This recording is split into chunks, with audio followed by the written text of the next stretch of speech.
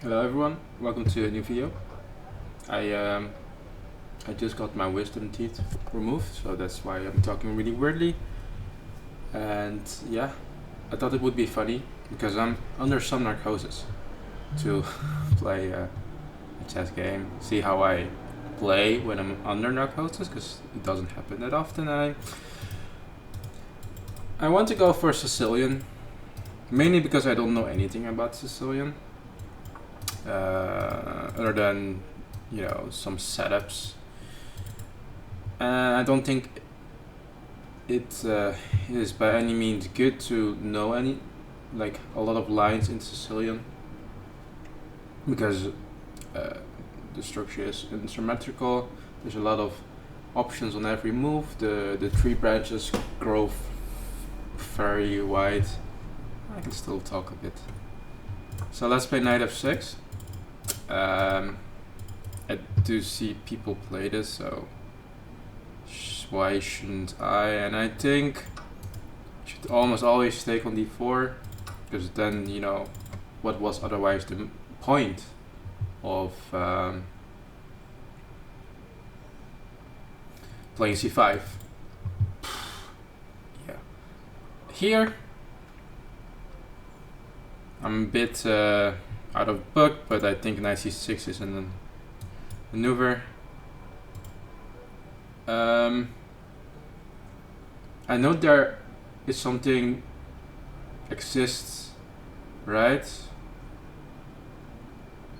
Which is called the Najdorf. I think we're transposing into that sort of stuff. And I think it starts with a6, I'm not sure, or e5. I think e5 is like a Lowenthal variation. I'm not sure.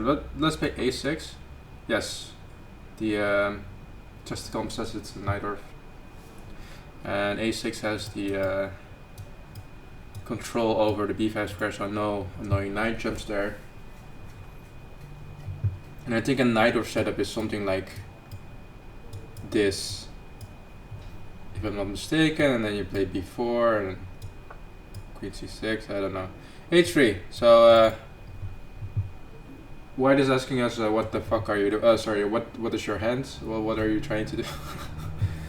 And yeah, I know in Sicilians the control over the d5 square is very important. So let's play e5, strike in the center, force the knight to go back somewhere.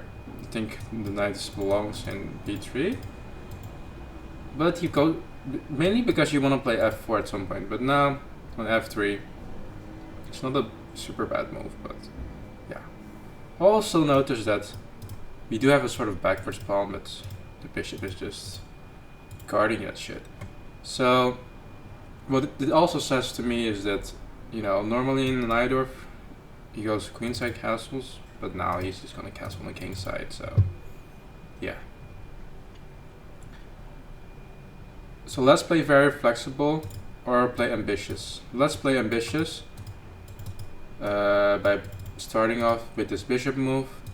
Bishop clearly belongs here, looking at good squares, the d7 is kind of passive.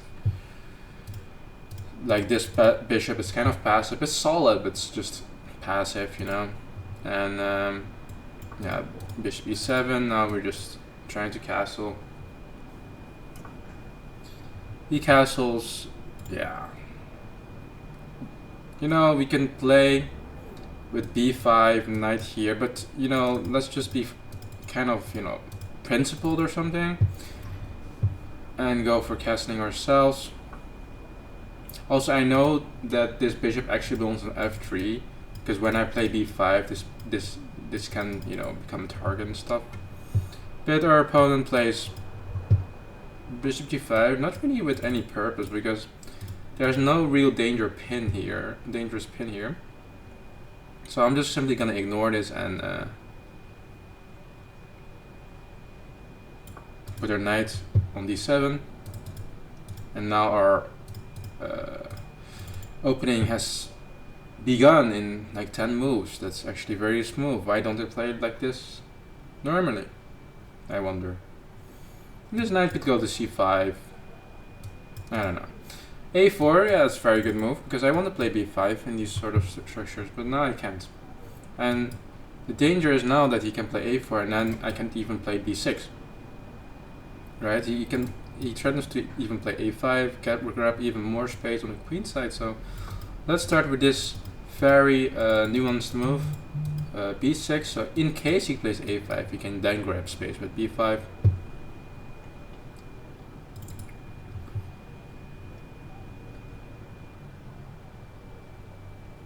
And then we will probably do something like queen c7, rook c8, something like that, maneuvering the game. And I think the opening has gone pretty well. I don't know any theory, but I know the setup, and the most important thing usually is that you get your pieces out. And we did. Queen e2, very smart move, attacking the a6 pawn indirectly, which is only defended once, and now attacked twice. Because bishop takes, rook takes, queen takes. No, lose the rook exchange. My plan was to play knight c5, guarding the square, attacking the bishop. And even though the bishop is not doing that much right now, it could do a lot later down the road. And in case he plays b4, we're just gonna snatch off that thing, and so we don't have to think about the a6 pawn being super under attack.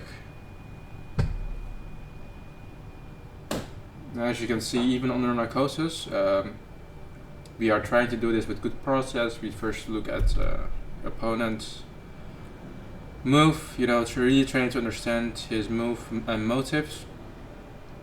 Kind of look at our own, and yeah, we should calculate, but I didn't. Alright. Bishop c4, this move I didn't expect. It looks pretty reasonable, because after bishop takes, queen takes, the queen gets a great square for itself. Quite impressed by our opponents. Question is, can we play d5, takes, takes. I don't think so. We can just simply snatch it off, but then the queen gets a better square for itself. But it might be the lesser evil in this position. And then we can play rook c8, x-ray in a queen, you know. That looks pretty decent, let's just go for it. And if you lose, we just use the narcosis as an excuse. Which of course you shouldn't do, but yeah. So rook c8.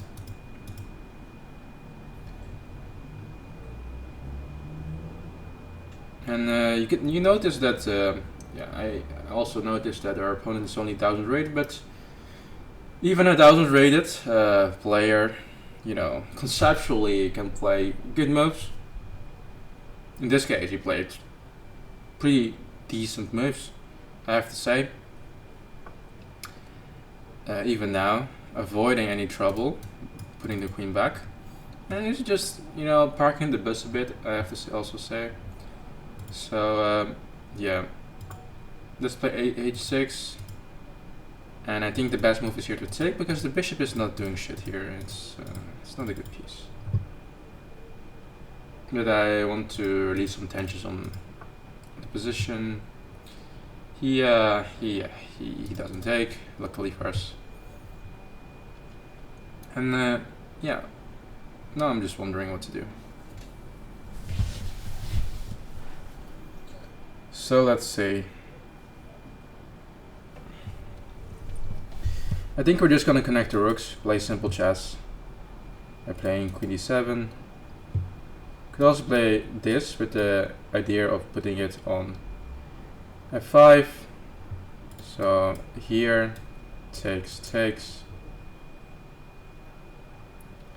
g3 to stop f5, but that weakens it a little bit, right? Then we can play f5, and if takes, I have yet to come up with something, but I kind of like it though. And I miss this tactic with knight takes on e5 takes and queen takes here. Bishop takes. No, wait, this is not takes. Knight takes, queen takes defending. Knight takes, queen takes, lose the bishop. Knight takes. Okay, this is played.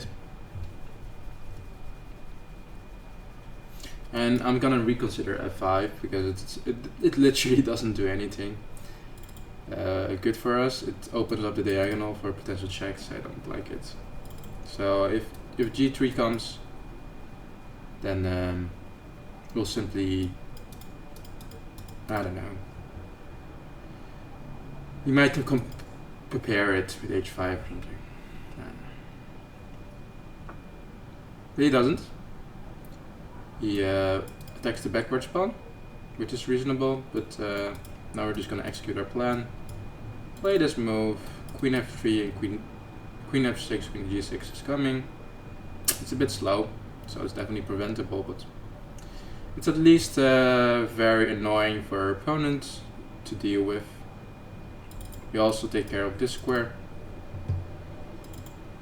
So yeah, it's a bit double-edged, I think.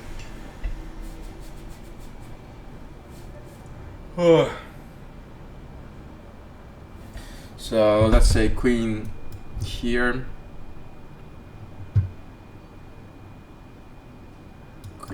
Yeah, it's actually not that great at that as I thought it would be.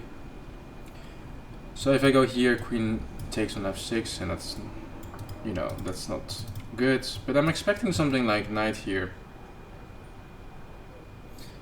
Knight here, attacking the queen, also attacking the knight. And after takes, so knight here takes.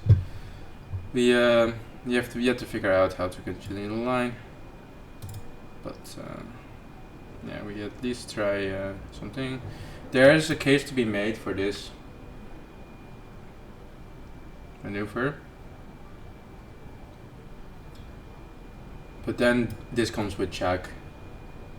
And we're gonna lose another piece as well for not enough compensation. You can also then consider queen g5, which blunders the queen, so there's really nothing better.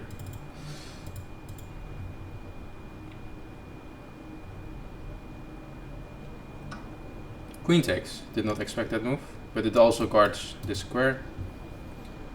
Good for him.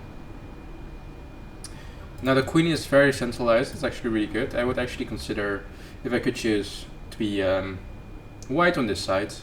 So let's go queen f6, with no intention at all. Maybe go for queen g6, attacking the pawn, but my move was actually based on the fact that the knight was here, but it's not longer there. So I'm not really handling the changes well in the position, which is unfortunate. But at least we play with some sort of a plan, which is better than none, they say, at least. And yeah, we'll see how things go. We also restrict the knight with queen f6, because the knight cannot go anywhere yet. Okay, b4. b4 is always a great move. But now, you know, we can reinstate the idea of putting the knight on f5. This pawn is no danger whatsoever. And yeah, jumping forward doesn't make any sense. So let's go. And go back to our original idea. Also, we are now threatening to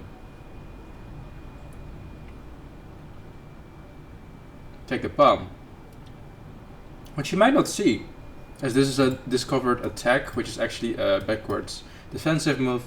So I'm expecting white to blunder here as a 1000 rated opponent, and then shut at himself because he thinks he's done, but it's actually very, oh wow, he actually does see it. Very impressive. Now we can go tricky and play queen g6 first, and then play this. But let's be reasonable and play knight f5. Hopefully he doesn't see the backwards move, but you know, the way our opponent has been playing, you know, I think he will see it. I think he will see that the queen is attacked. And our threat will be, let's say if he goes back to b3, for example. But, you know, queen b7 is also reasonable. After going for the pawn, we can go queen g6. And after h3 we take here, so that's not a good move. But after knight here, we can go queen g4. I'm not so sure. Knight h4 here. g3 takes. Also, we attack from g4. We attack the rook. So I think this is flat out winning. Actually, this is. I feel like now the game has shifted a little bit, and we are completely winning. Yes, he is turning pawns, but he has to respond to this threat. The only response he could do is something like g3, check, 2, there, and maybe then queen h5, turning a discovery. But here I felt like this was completely losing due to queen g5. The g3 doesn't work because knight takes here and we take the rook. And this is the downside of, you know, putting a rook shift in, because now both rooks are undefended. Our rooks are, you know, they weren't as ambitious, but they were doing a fine job protecting this pawn. They did. Actually, you know, if I didn't have that mate threat, he was turning to take this pawn, because I have takes. Oh, wow, and he wins a pawn. It's only a pawn though.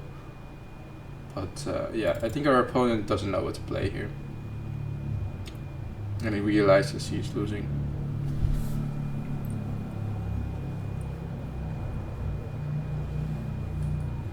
Oh, my mouth is all swollen up, like from the inside. Like I can barely eat. Which also helps with chess, because, you know, you don't get those crazy blood spikes in your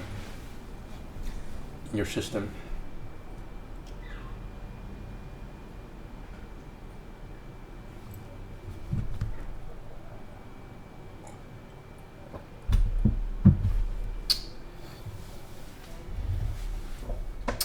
Yeah, our opponent having a real big thing here. You could also play f3, defending it like this, but then I have the luxury of choosing between takes here and this, which plus so much material. Oh wow, he does find it. I'm very impressed.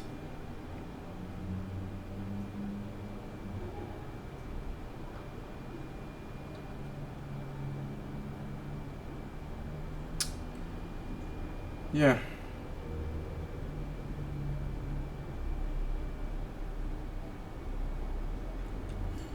So I guess we simply win material here. G3 doesn't work because of the check. And yeah, afterwards we're threatening to take here. This is protected anyways. I think this will be fine. I was thinking about this first, but then, you know, I'm losing the thread a bit. So let's go here. Hopefully there's no mates. That's the only thing I'm scared of. Like missing a mate or something. There, I would be not so happy with myself. There's also a possibility after g3 to take with the queen, takes. And after takes, I'm trying to take to play f3. And that will be also hard to deal with from White's perspective. Also, White's getting in a slight time trouble. And you might say, oh, 20 seconds, that's not big at all. And no, it's not in classical, but when you're in the blitz portion of the game, which we are in right now, 20 seconds make it's a big difference, unless you're, you know, you're the one winning and just trying to convert with increment. Then it's not really a problem, but in this case.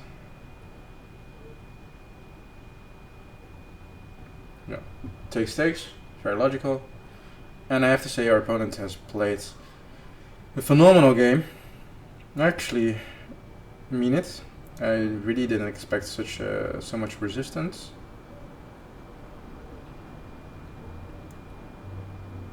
But this might also be due to the fact that we don't play Sicilians usually. Okay, rook, yeah, it's also good. So I want to go for the finishing blow. But I have to see if this is safe to play. So the finishing blow I want to go for is rook d7.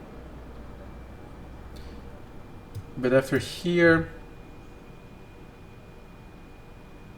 No, there's not a finishing blow just yet, is there? You could also just try to mate again. I think that's like the most reasonable thing to do. Here, sorry, and then here, and then check, and then, yeah, shit happens. You can take a pawn, and then... And again, I noticed that our opponent thinks a long time about his defenses, and rightly so.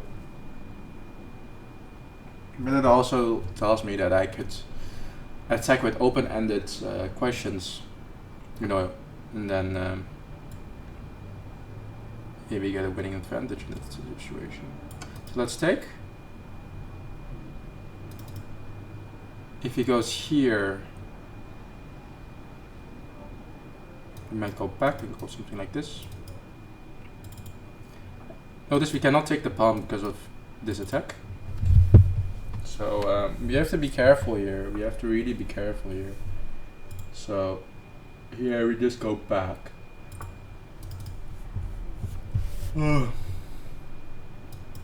So check here, here, and this is still threatened to mate.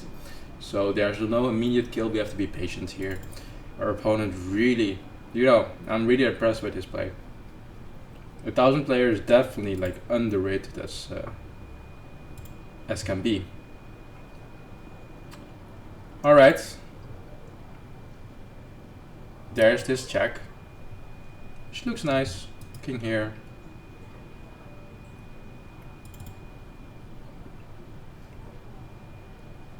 There's this. Check. Back. Yeah, there's no immediate kill here.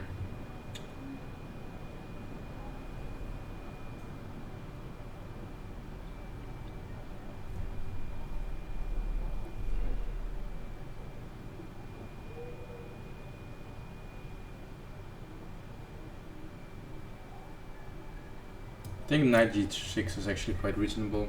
Threatening to go check. Back, check. Here.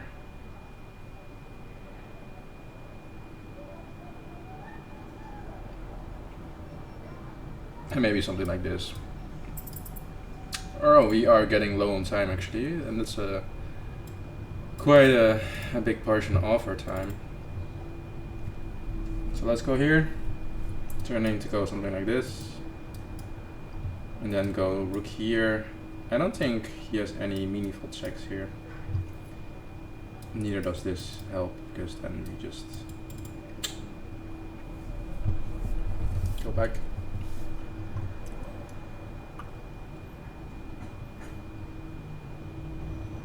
You can also consider queen here, but this will just basically just prolong the game, and then he will try to flag me, which is, well, normally it would be very reasonable to flag me because I'm quite slow, but in this, you know, this diversion of time, or the division of time, don't think that's reasonable either. If you had 2 minutes and I had a little bit less, then it would be a lot more reasonable. Now we're just trading into an end game where we're just much better.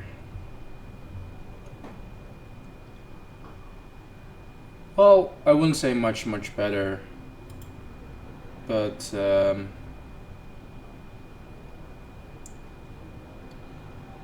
definitely something. And if we get in trouble, we simply will flag him. You know, it's not the most difficult thing in the world to flag people nowadays. So here, if it takes, I feel totally fine. You take here, push, go here, and be right in time. Our king is a bit misplaced. Our knight is a bit misplaced. Okay, I admit. Maybe. Wait, it's 10 plus 5. Oh, I didn't realize. Yeah, maybe I miscalculated in this endgame. Yeah, actually, I did miscalculate in this endgame. Because you cannot go here because of rupee 8. Ooh, I think I will blame the narcotics for my bad play there.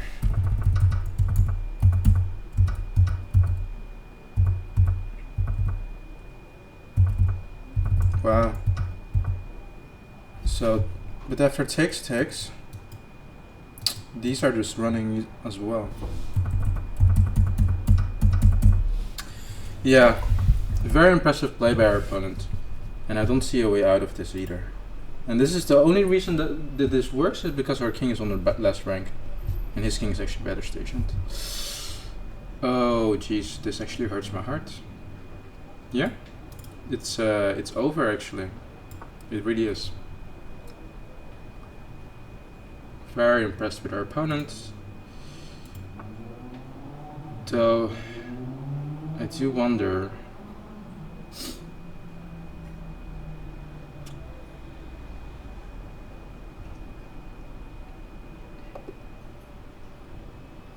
if this is really legit though. But yeah, we did stupid things, I guess. So let's analyze the game. Yeah, let's see.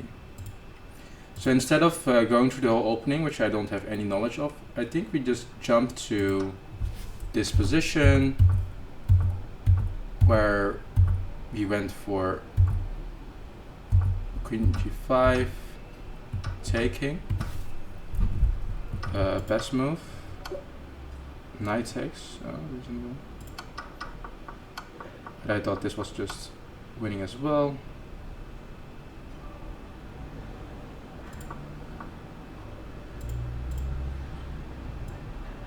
Ah, there's a check. Check. Check.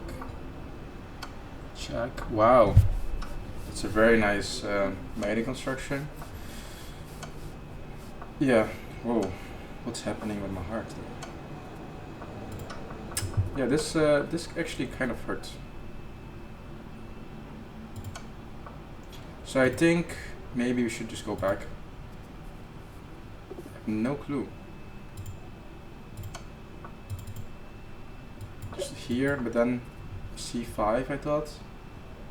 A5, B5 wouldn't help, and if it takes here, push. Rook A5. Ah, okay. So here I just made some critical mistakes. I agree.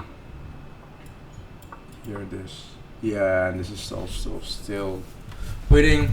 Yeah, I made the mistake in the endgame. Very understandable because endgames are hard. But yeah. That's it.